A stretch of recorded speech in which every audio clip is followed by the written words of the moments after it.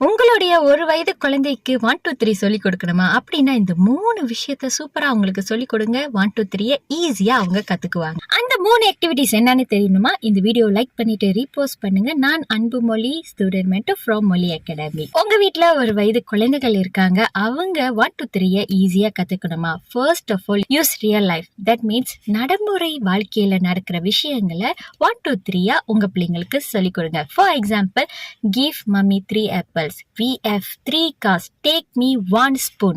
இப்படி நீங்க சொல்லிக் கொடுக்கறப்ப அவங்களால ஈஸியா கேட்ச் அப் பண்ண முடியும்.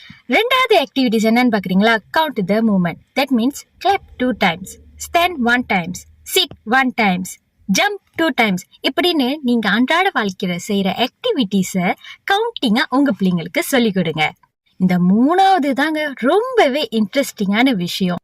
மூணாவது ஆக்டிவிட்டிஸ் என்னன்னு பாக்குறீங்களா?